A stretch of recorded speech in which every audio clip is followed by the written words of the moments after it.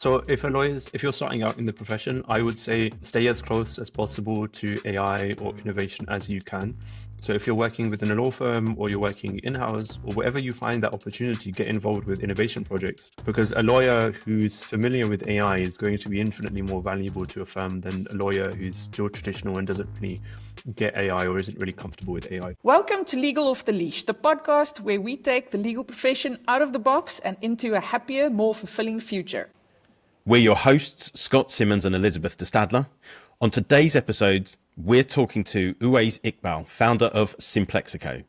Uwais is an AI practitioner with the best part of a decade's worth of experience designing and building AI systems in the legal sector. He's held roles as a machine learning engineer and a senior NLP data scientist at leading legal tech startups, as well as a corporate innovation lab. Uwais is currently the founder and CEO of Simplexico, the Legal AI Consultancy. He's published academic research papers and industry journal articles on legal AI, delivered AI education to international law firms, as well as to the general public at the prestigious Royal Institution, and regularly speaks about legal AI at international conferences.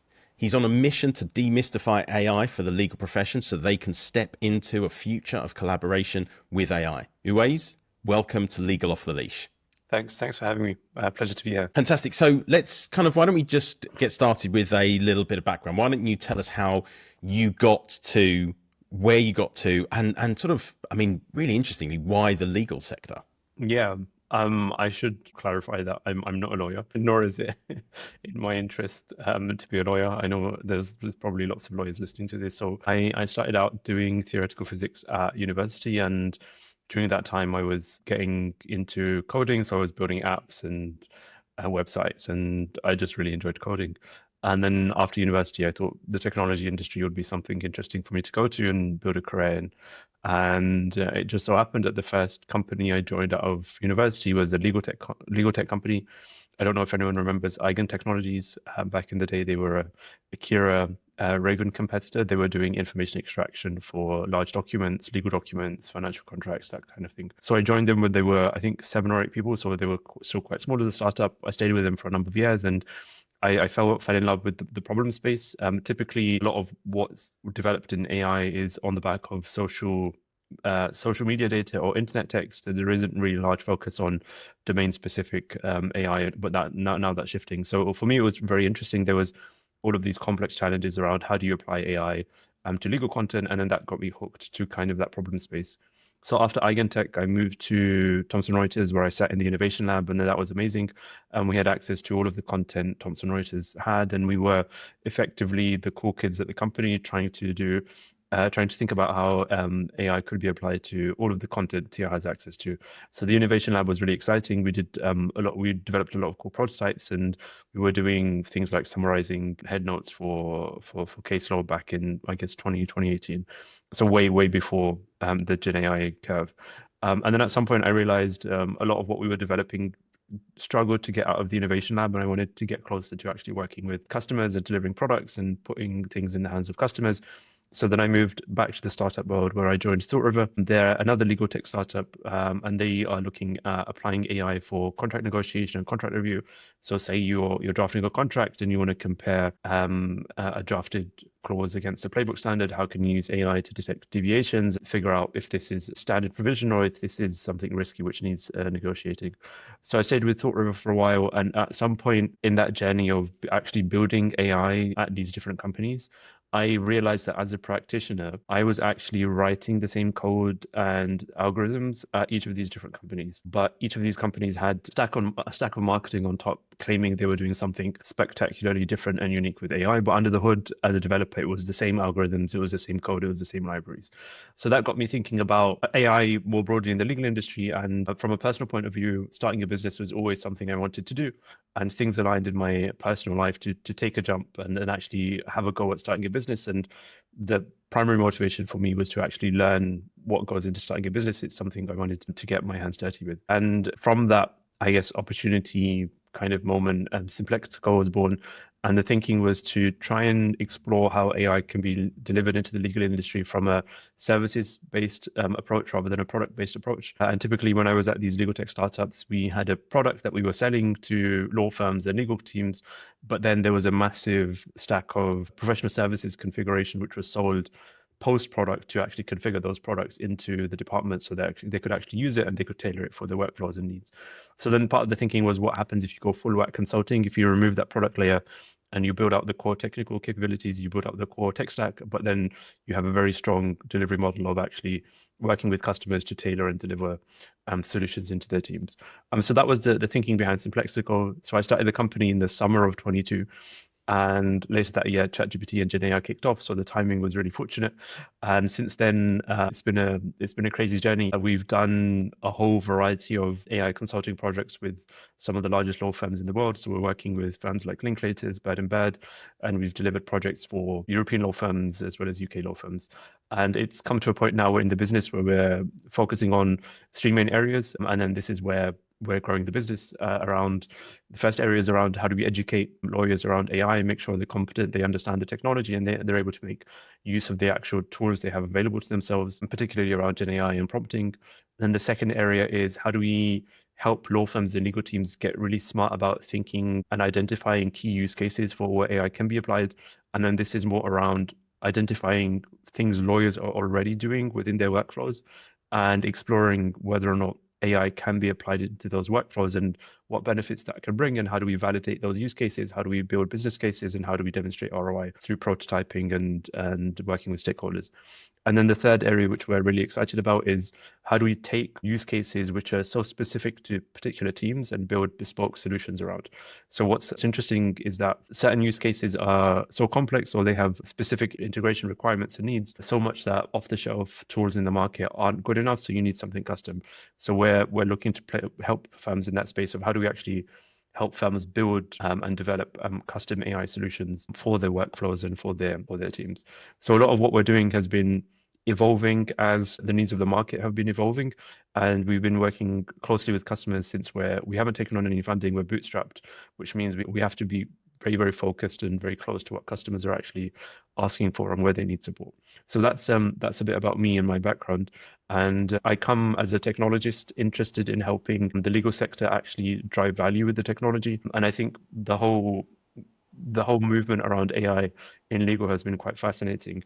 And I think it's just the tip of the iceberg of what's actually possible with AI in legal. So I want to start off with a stupid question, and it's more for me, but I suspect that there are other lawyers that struggle. So we all know about ChatGPT, and we all know that ChatGPT is AI, but that is obviously a very limited definition. So can you talk about what AI is and what are the different sort of types that you get? Sure. I like to think about it in a similar way we think about electricity. So we have the underlying technology, which is usually developed in power plants or electrical power stations, and then that technology is usually distributed to homes, to towns, to offices, etc. So that's the core technology, and we don't really, in everyday language, we don't really speak about like watts and AC versus DC currents. That's very like technical speak. Unless you're an electrician or an electrical engineer, then you don't really get into that conversation. And then one level above that is the application layer, and then this is usually where we speak. So we speak about a laptop, we speak about a toaster, we speak about a kettle. So we speak about electrical appliances which have which have defined capabilities. For example, a toaster, everybody knows what a toaster does. You don't have to explain what a toaster is. It's just assumed knowledge that you know what a toaster is. And the third level is the use level, is how do you take a particular electrical appliance and use it for a desired outcome.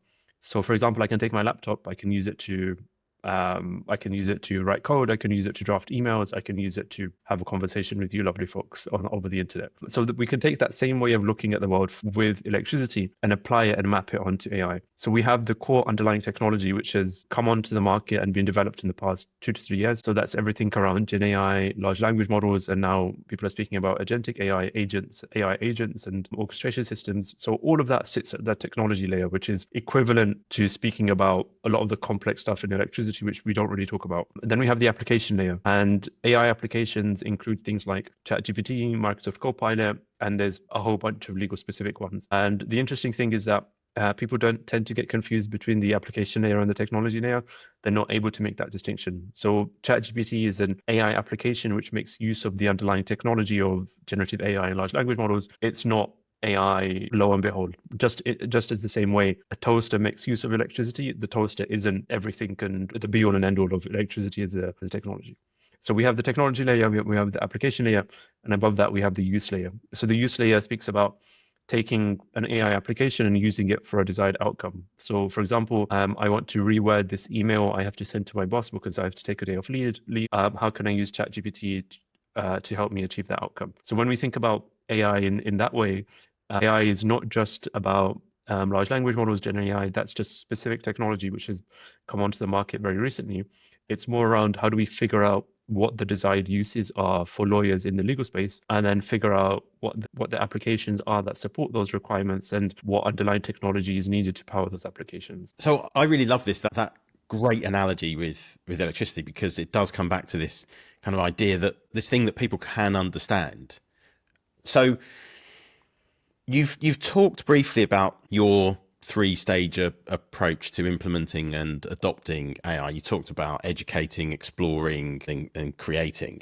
I'd love you to talk us through those in a bit more detail. But the one that's really interesting for me, I think, is actually the educating bit, because things have moved seemingly so fast in AI since ChatGPT just became, available to everyone. AI has been around for decades and decades and decades, but it's all of a sudden just had this huge just push, and it's everywhere and everyone's talking about it. But there's still this kind of huge knowledge gap, this education gap everywhere for me. I still talk to people almost every single day about the absolute basics of using ChatGPT. Every single day I do it. I'm really kind of interested in because you talk about that education piece at the very beginning, the approach to that education piece that you take, and why, when you're talking then about the exploring the use cases and then creating the actual product, why that education piece is just so vital. Sure. I think if we go back to that analogy with electricity, I think the difference is that with electricity, we've all grown up around that technology, that it's so intuitive and familiar to us that when we walk into a kitchen, we already know what electrical appliances are there. And we know there's going to be a fridge, we know there's going to be a kettle, we know there's going to be a toaster, and we already know the capabilities of those electrical appliances. So we know what a kettle does, we know what a toaster does, we know what a microwave does. But more importantly, we also know the limitations of those electrical appliances. So we know when not to use a kettle, when not to use a toaster, and when not to use a microwave. So we're intimately familiar with when to use an electrical appliance and when not to use a particular electrical appliance. And we have that understanding and that knowledge and that familiarity because electricity is embedded into our day-to-day lives and we've lived with it. So we don't kind of need that education because we live with it. The difference with AI, however, is that now it's come onto the scene and it's almost been thrust into everybody's lives. There hasn't been that chance for everyone to develop that same level of familiarity and understanding of what are the electrical appliances, what are the AI applications. Take ChatGPT, for example, what are the capabilities of ChatGPT and what are the limitations of ChatGPT? And it's important to set that foundational understanding or that layer of AI literacy and AI education, because the lack of having that awareness and understanding will mean that people are using these tools and they're taking the outputs and they're taking them as factual or truth bearing, which those systems were never ever designed to be or actually do. So there's a mismatch in terms of expectation and understanding. And I think having that education at the early stage mitigates some of those concerns and some of those risks which can come about through misuse. I think the really other interesting area is that what we've seen over the past year or two since we've been working on the company and doing what we're doing at Simplexico is that the educational need has emerged on the back of the hype which has been pushed into the market around AI. That because there has been so much hype and marketing pumped around AI, it's created so much noise that there's actually become a need for people to find clarity around what are the things about AI we need to know and how can we find the signal within the noise so that we can actually use AI in a transformative way. And then that's become such a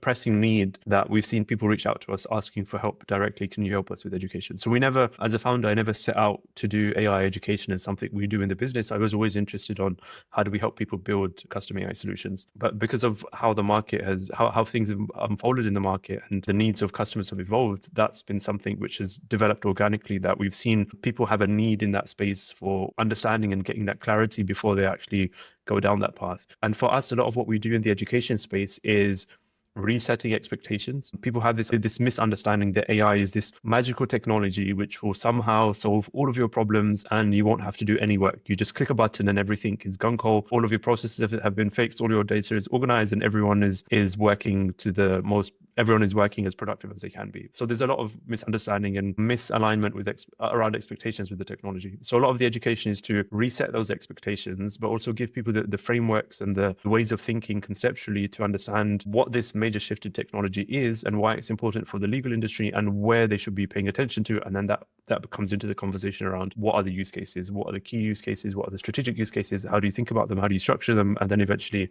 how do you build for them? I have a question just to make sure that I understand. There have been a couple of very well publicized instances where litigation attorneys used AI to write their heads of argument or whatever. Yep.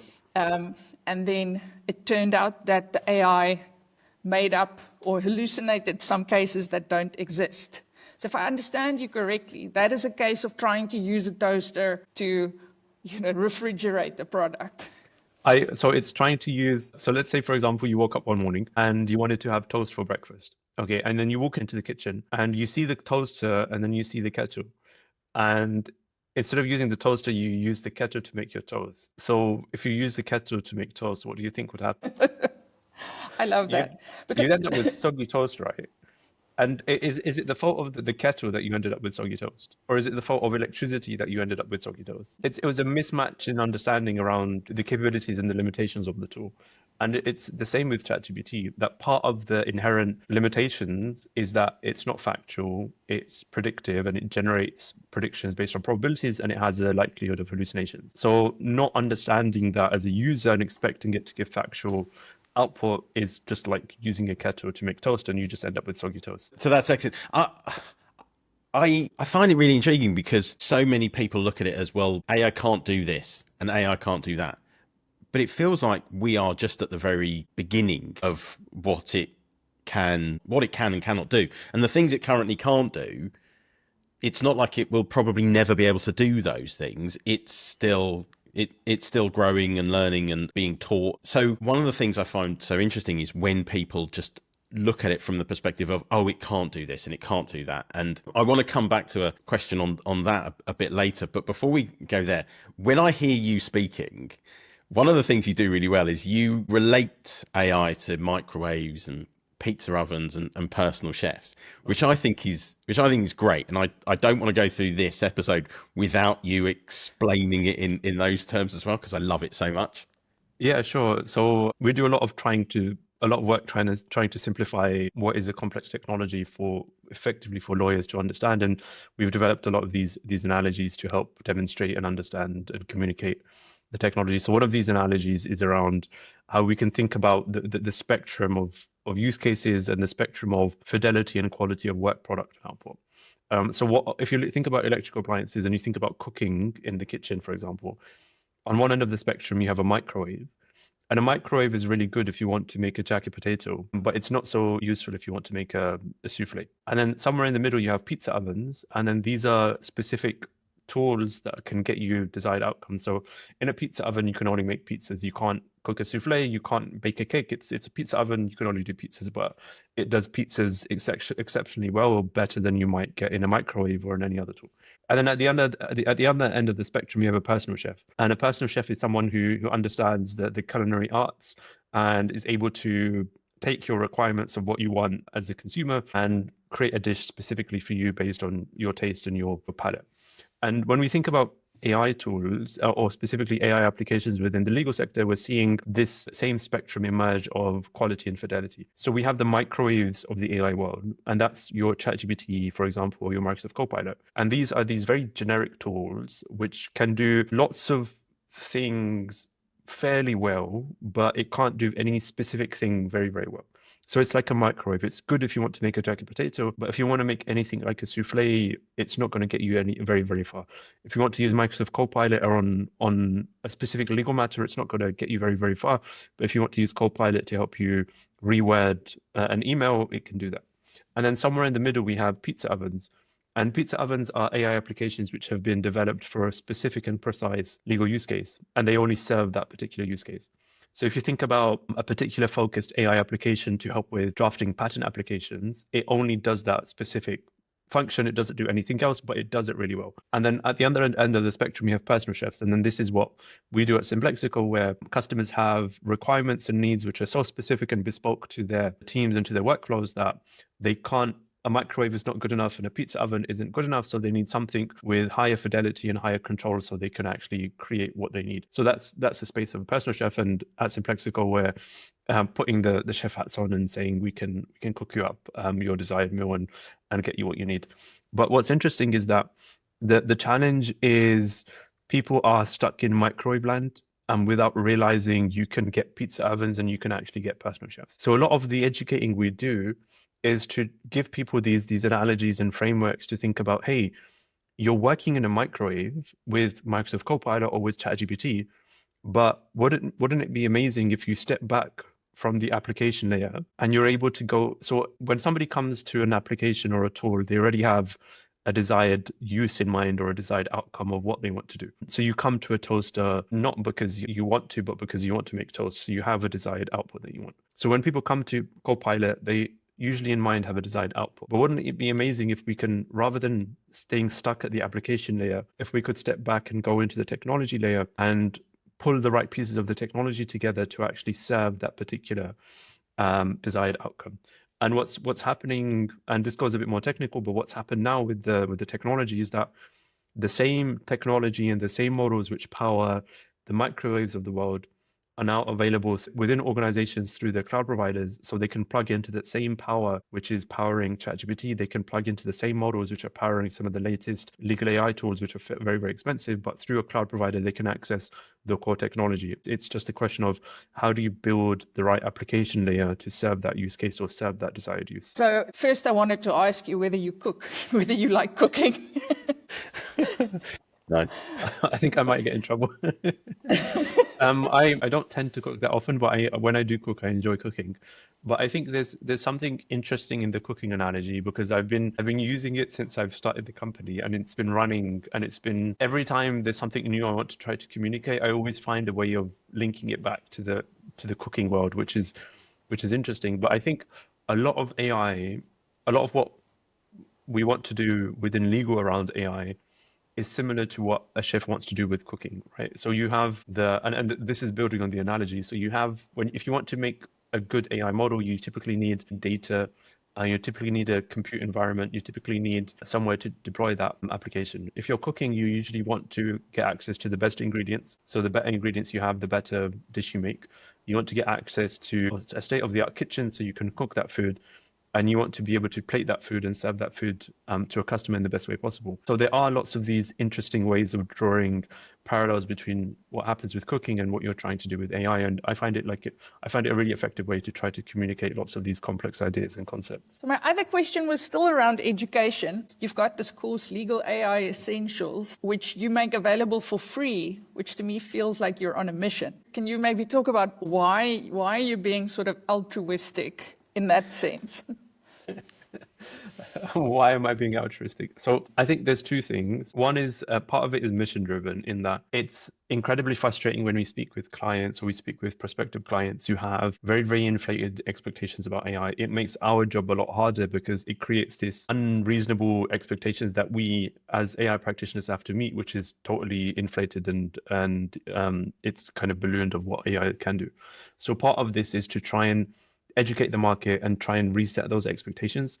The other aspect to this is that over the past 2 years, we've done AI education and AI training for some of the largest law firms. Think people like firms like Linklaters, firms like Bird and Bird, and we've also done public AI education at the Royal Institution here in the UK. So I think to date we've trained something over 3,000 lawyers across the globe, and a lot of that training and that thinking was building a core curriculum of what are the essential concepts and ideas around AI that everybody in the legal industry needs to be aware of, so that we can go past the conversation of what is AI, what isn't AI, and why can't AI do this, or how do we think about AI, to actually get into the space of, okay, let's actually do something interesting and drive transformation with AI in the legal industry.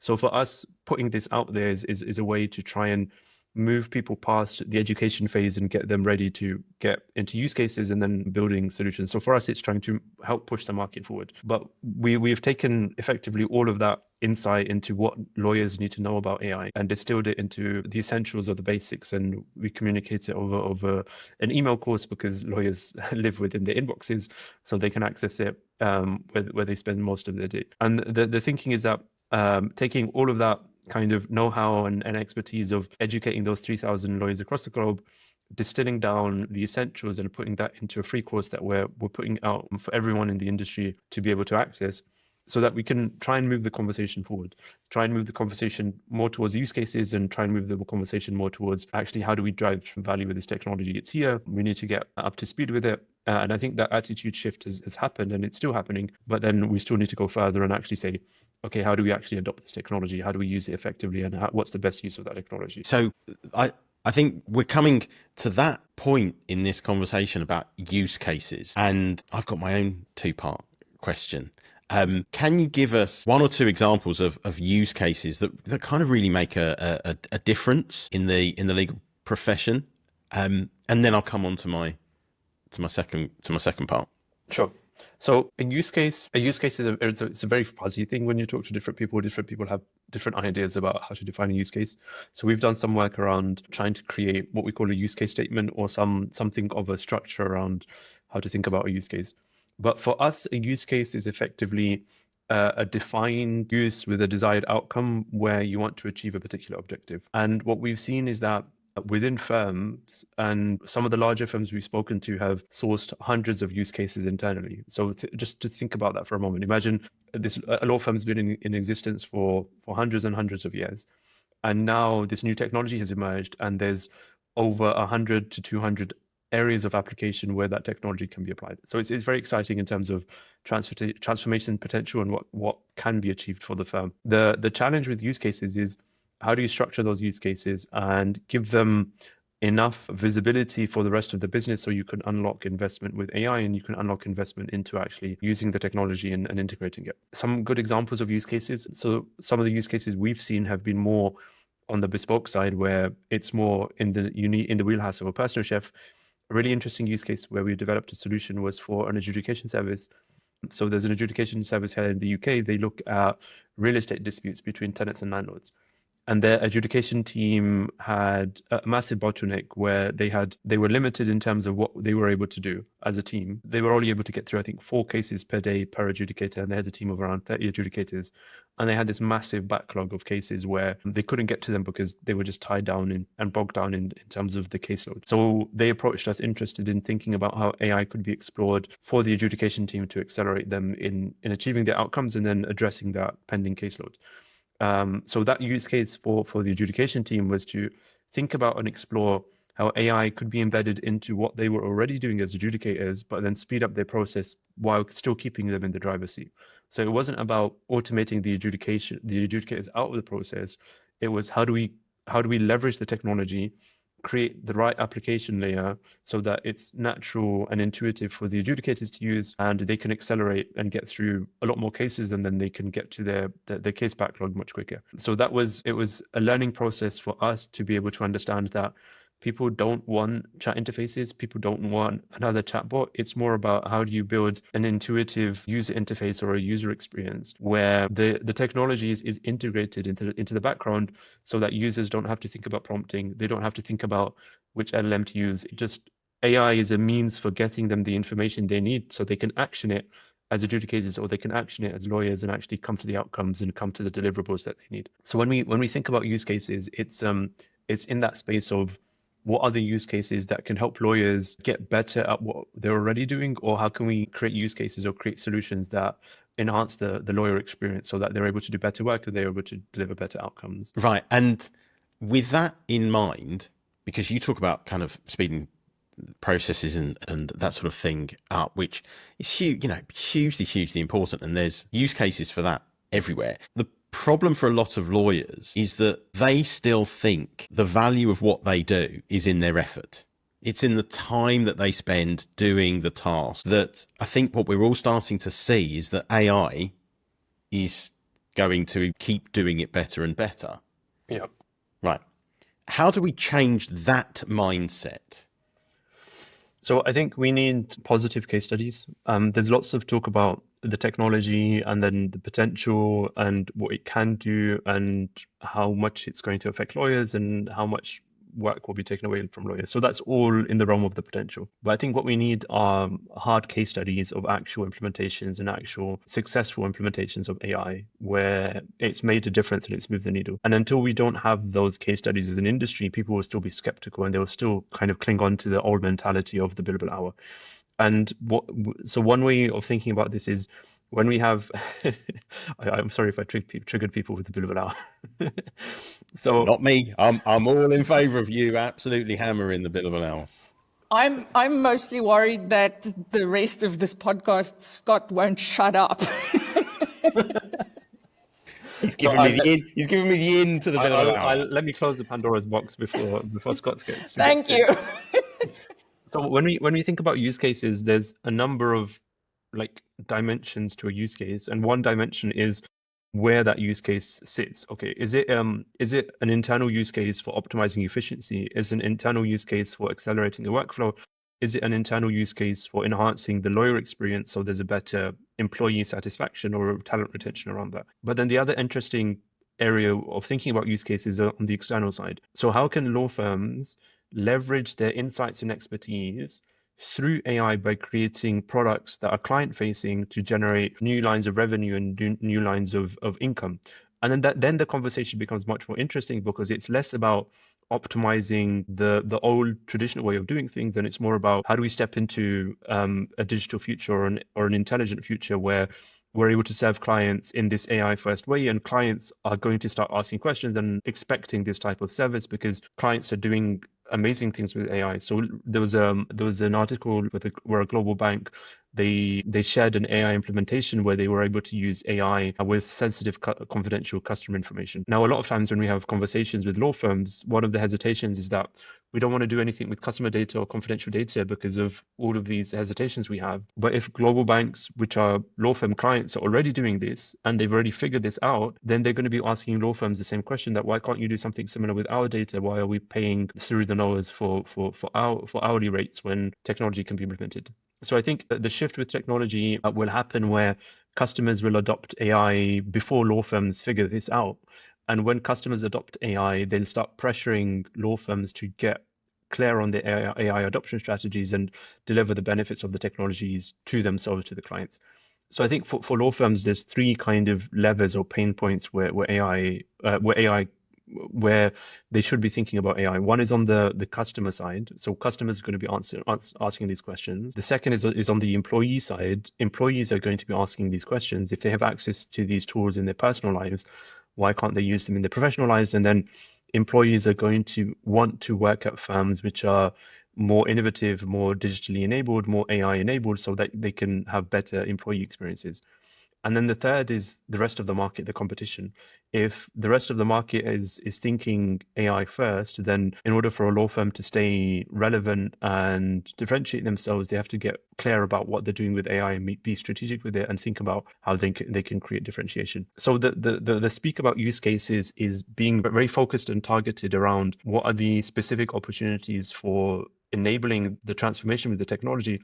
But then there's this broader macro level of clients are going to start asking questions, employees are going to start asking questions, and then this is something which isn't going away. It's only something which is going to become more and more pressing. So the rest of the market's going to be doing things, so there's going to be a competition element to it. And I think those dynamics will help shift the conversation for law firms. So there's been a lot of hysteria, especially on social media platforms like LinkedIn, from lawyers around the question, will AI ever replace lawyers completely? So what is your take on that debate? You've asked the wrong person. I'm a skeptic. So I'm very opinionated about AI and legal because we're doing this in the trenches. We've got experience of actually like building these systems so we understand what's able and what's possible and what's not possible. So when we speak about AI replacing lawyers wholesale, you're speaking about an AI system that can function and do everything a lawyer can do. And if we ever get to those types of AI systems, that's classed as what we call a strong AI system. A strong AI system is an AI system which can completely replicate a human capability, even to the point of being able to do anything a lawyer can do. So I think one thing to clarify is that there's these two types of AI. One is strong AI, one is weak AI. Strong AI is still this hypothetical, future-looking thing where everyone is chasing to try and build AI which can replace humans. But everything we have today, even ChatGPT and the most advanced models, they don't meet the requirement of strong AI.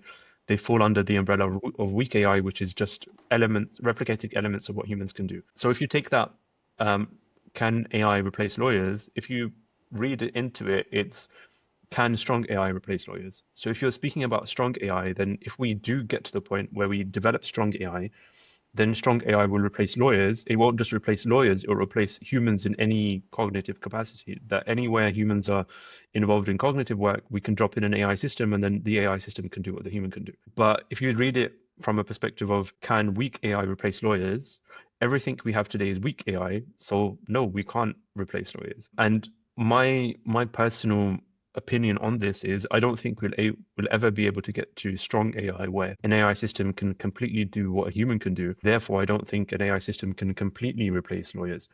But I think what's becoming interesting, and this is where I think the conversation needs to go to, is how do we think about legal practice as agnostic of who carries out the work, whether that work is carried out by a machine or whether that work is carried out by a human. Okay? And then that's where the conversation becomes much more interesting because you're not thinking about replacing lawyers, you're thinking about there is this work product. What's the most effective labor resource to deliver that work product? Is it a human, and a human has cost, a human is a resource, or is it a machine? A machine is a resource, a machine has an associated cost. So when we start to think in those terms, legal service becomes how do we deliver work product irrespective of whether we're using a human to do it, whether we're using a machine to do it, or whether we're using some combination of a machine or a human in tandem to be able to actually deliver that work. And then when you have that perspective, the conversation becomes much more interesting because it's less of a competition between machines versus humans, and it's more of a collaboration between what's the right mix of skills and resources for this specific legal service delivery so that we can get the right outcomes and we can deliver that quality.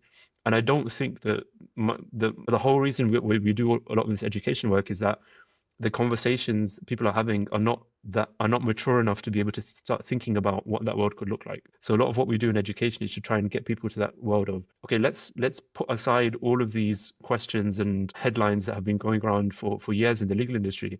And then practically, how do we actually think about the future of AI in legal? And I think that's what's kind of brilliant about all of this and where the mindset shift comes in, because as a show that looks to how do lawyers create successful careers where they're also happy and their well-being is looked after, this mindset shift of, well, actually what AI can do, the places where AI can add real value are those places where actually we no longer have to be up until midnight, 1, 2, 3 in the morning, and then get up the next morning at 6 to carry on doing these pieces of work, because AI can do that and it can create so much more space for us to actually look after ourselves and focus in on those areas where, sort of like you, I'm not sure it's ever going to get to that place where it will be completely replacing lawyers, because there's such a huge human element to the law.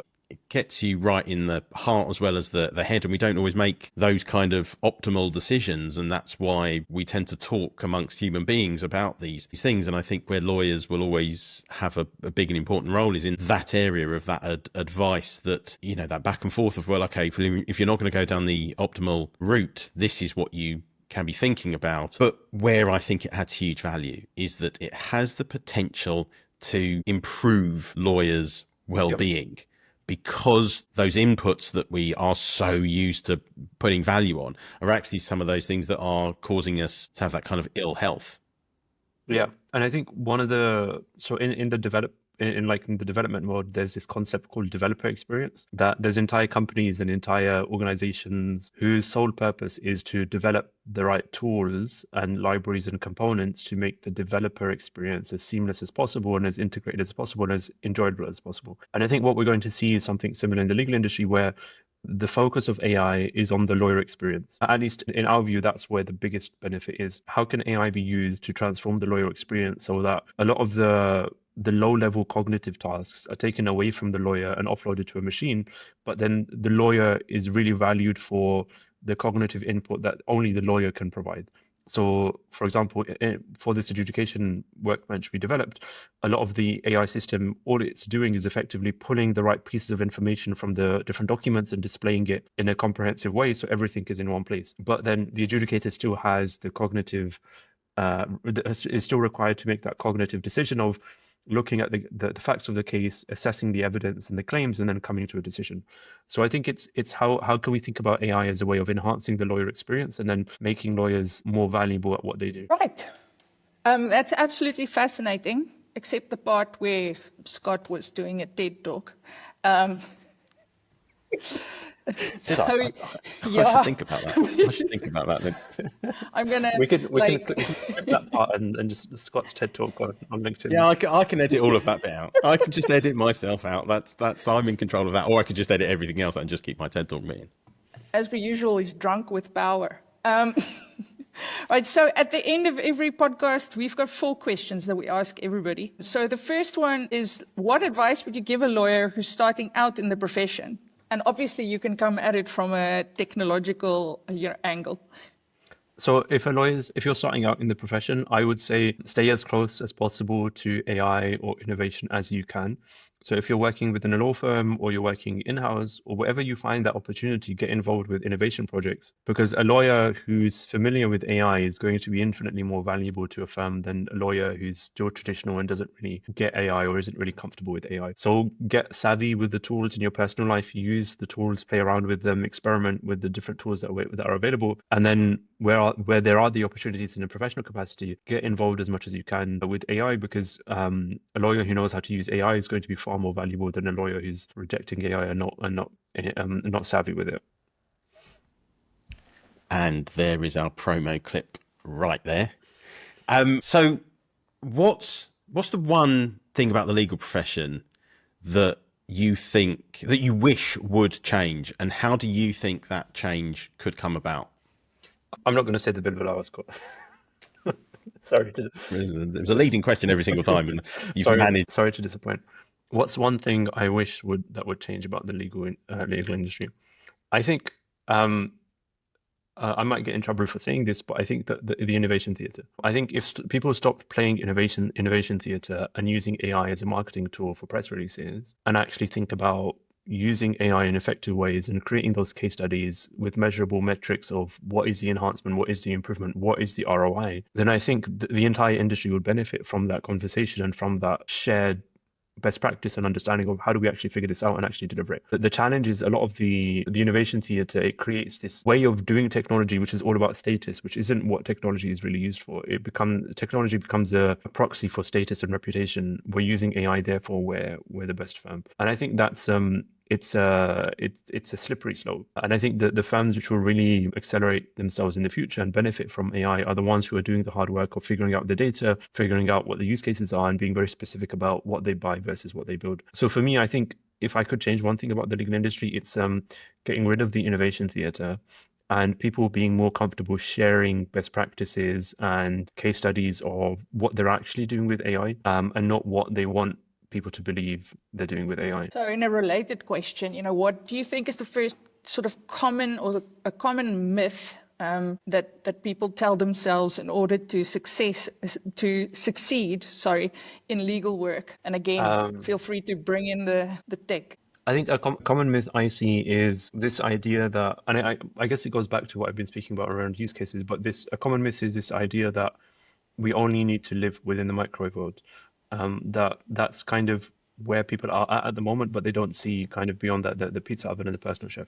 And I think the more, and then the myth is out there implicitly within a lot of the marketing material of the vendors that the only way to be successful with AI is to buy very, very expensive, shiny tools and make lots of noise about what we're doing so that we put on a show that this is how innovative we are.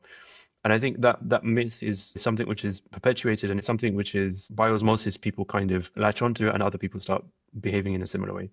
So I think getting rid of that myth in terms of understanding that if you get very, very clever about the core technology, you can actually develop custom solutions which are cheaper and more effective than buying shiny tools off the shelf from vendors, for example. So I think there's a big myth, but I wouldn't call it a myth. I would call it a lack of education or a lack of understanding. So that's how I see it. That there's lack of understanding and this disconnect between understanding the technology layer, the application layer, and the use layer, which means that people get caught into the marketing material of vendors, and then they get caught buying very, very expensive shiny tools that come into the firm, and then nobody knows how to use it, and it ends up sitting within the firm. And this is happening with Gen AI. It's happened in the past with the extraction tools. So I saw a similar thing when I was at Eigen, and then it's happened in the past with other technologies that law firms have been integrated, have been interested in. So I think that common myth around the only way we can do things is to buy very expensive tools versus if we're very clever about our use cases and the technology, then we can actually build things that can actually really accelerate the firm. So getting clear on those things, I think, is a common myth. Yeah, I think that's a nailed on answer. I really do. And I think to your point, you can go back to the mid-90s, whatever, when CRM came on the scene. And if you want to understand why legal tech providers have so much trouble getting in with law firms, it is that shiny toy syndrome, if you want to call it that. Shiny object syndrome, yeah. Yeah, they've been burned by CRM because nobody really understood why they should use it. And what you are seeing now is a lot of that skepticism around it. Yeah. So I think it's a kind of brilliant answer. And the final question, if you could help young lawyer or any lawyer out there design the ideal legal career path, how would that look to you in the context of what we've talked about today? I think what that would look like is going through the traditional kind of training routes to become qualified and getting the relevant level of experience, but then thinking about how AI can be used to capture, leverage, and scale that expertise so that as a lawyer you can effectively replicate and scale your expertise. So typically the reason why lawyers are so expensive is that there's this supply demand tension, so that there's a limited supply of lawyers, but there's a massive demand for legal services or access to legal services, which gives you the whole access to justice kind of crisis within legal. But what AI can do and what it can enable for traditional industries like legal is taking what's the expertise which is in a lawyer's head or which is within a law firm, for example, and scale that out in interesting ways so that you can serve so much more legal demand with the same limited supply of legal expertise. So I think thinking about that in practical terms of how do I get really good at what I do as a lawyer, but then how can I use the technology to get the best returns and leverage my skills and expertise for delivering legal services. I actually hope some universities are listening to this talk, because I think that's one of the big problems, is that these kinds of topics are not being discussed at university level. So they come in, the university course is almost designed as if lawyers are knowledge workers, and that for me is a recipe for disaster. So where can people get hold of you? You can find me on LinkedIn. I'm quite active. I post on LinkedIn quite regularly. I tend to speak about demystifying AI and educating lawyers. So a lot of the content is around that. So feel free to message me and get in contact with me on LinkedIn. Busy doing what we do at simplexico, helping firms with AI education, finding use cases, and building bespoke AI solutions for legal workflows. So if there's anything you need help with, then feel free to reach out. I'm always happy to connect and chat about AI and legal. I could talk for hours and hours on end. I'm very opinionated, and I have a lot of battle scars of things gone wrong in the past. But we have ideas around best practices of how we think things should be done when it comes to AI and legal. I've loved this so much. I don't know about you, Elizabeth, but I've absolutely loved it. So a big thank you to Uwais for coming on the show and sharing your wisdom. We've been your hosts, Scott Simmons and Elizabeth de Stadler, and this has been Legal Off the Leash.